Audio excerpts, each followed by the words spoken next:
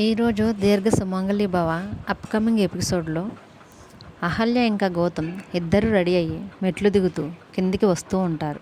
అయితే అహల్య తన మనసులో మాత్రం అతిథి పెళ్ళి ఇంద్రతో జరగకుండా ఎలాగైనా ఆపాలి అని, అందుకు స్వామీజీ సహాయం తీసుకోవాలి అని ఆలోచించుకుంటూ ఆందోళనగా మెట్లు దిగుతూ ఉంటుంది.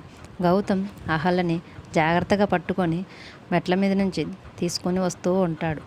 ఇద్దరూ కలిసి మెట్లు దిగి కిందికి రాగానే గౌతమ్ బామ్మగారు అహల్యను చూచి, చూడు, రాత్రి అంతా నువ్వు నిద్రపోకపోయేసరికి ముఖం మొత్తం ఎలా నీరసంగా అయిపోయిందో అని, నువ్వే ఇలాగ ఉంటే ఇంకా నీ కడుపు లోపల ఉన్న నా మునిమానవుడు ఎలా ఉన్నాడో అని అహల్యతో అంటుంది. వెంటనే గౌతమ్, ఏం కాదులే నాయనమ్మ అని అంటాడు. తర్వాత అర్జున్ ప్రసాద్, పదండి, ఇప్పటికే లేట్ అవుతుంది అని అనటంతో అందరూ కలిసి సిద్ధేశ్వర ఆశ్రమానికి ఇంద్ర పెళ్లి గురించి స్వామీజీతో మాట్లాడటానికి బయలుదేరుతారు.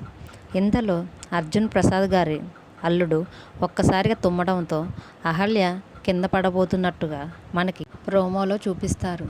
ఈ వీడియో కనుక మీకు నచ్చితే ప్లీజ్ లైక్ చేసి మన ఛానల్ని సబ్స్క్రైబ్ చేసుకోండి. Thanks for watching.